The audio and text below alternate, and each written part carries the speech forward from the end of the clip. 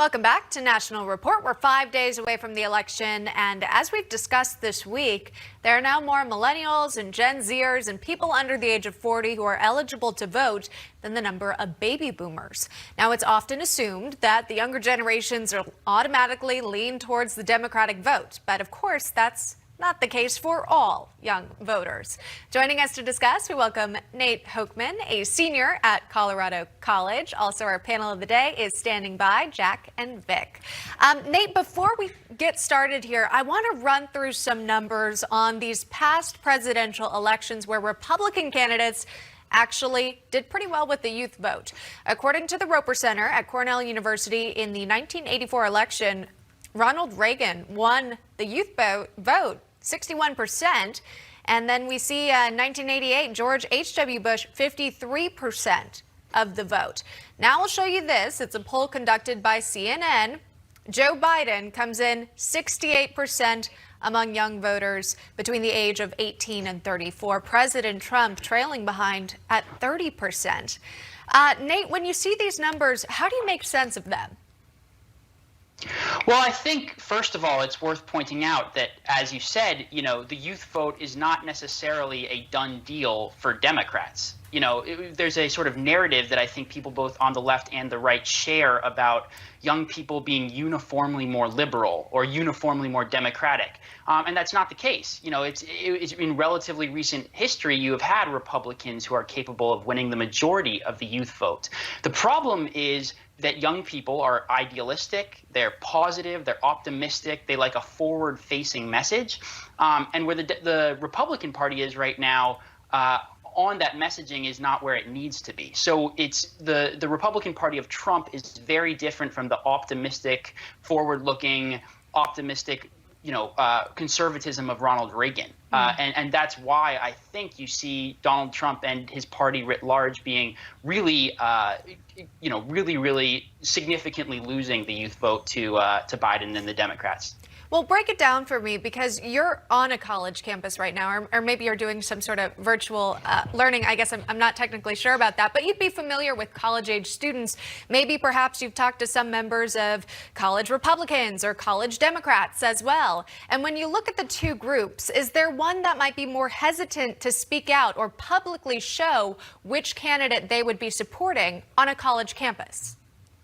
Yeah, obviously, supporting the president is really, really controversial, and especially on college campuses. It's never been easy to be a conservative on a college campus, but in our current political environment, a lot of conservatives just aren't interested in speaking up. But with that being said, young people in my generation particularly are more pro-life, actually, by polling than older generations were at their age, and they're more pro-gun rights. So there are interesting currents in my generation that actually seem to be moving right rather than left.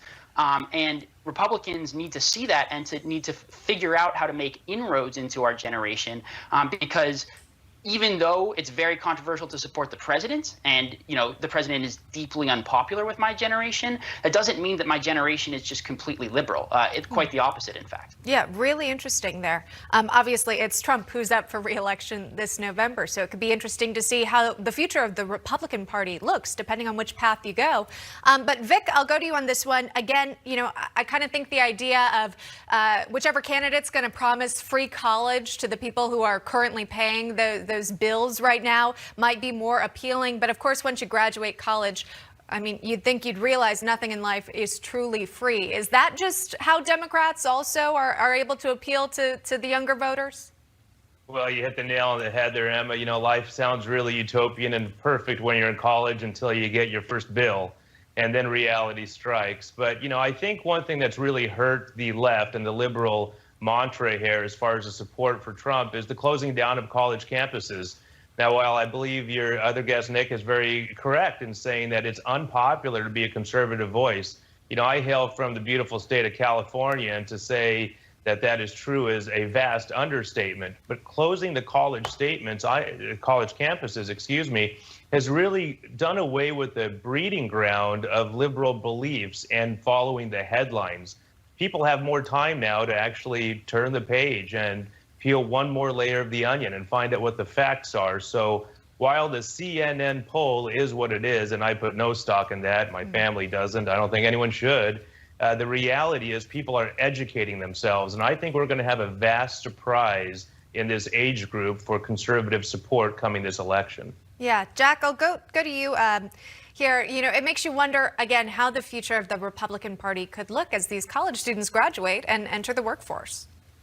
It's the fact that there are any conservatives left on college campus is a miracle in itself, but it also shows the intellectual integrity of those that are out there, like Nick.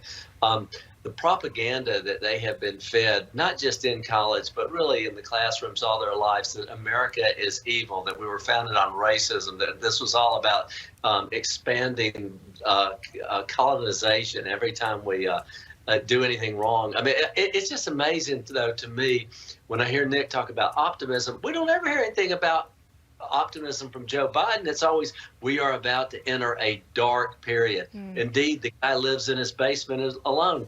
You know, the optimistic message of Donald Trump and the Republican Party of jobs and growth, and we're going to do better tomorrow and make America great again and then keep America great. Those are optimistic messages compared to what you're hearing from the Democrat Party. And what I hate the most about the liberals is that they've got us hating ourselves. And I think that the youth of America will see that in time. I think right now with the media ganging up on anything that's pro-America or pro-Donald Trump, it's hard to get that message through. But I think that the youth will eventually see that. Well, it's very different approaches that we're seeing from the two candidates right now, 5 days out to Election Day. Nate Hochman joining us live this morning. Nate, thank you very much. Jack and Vic, both are panelists of the day. We appreciate you taking the time as well. Take care.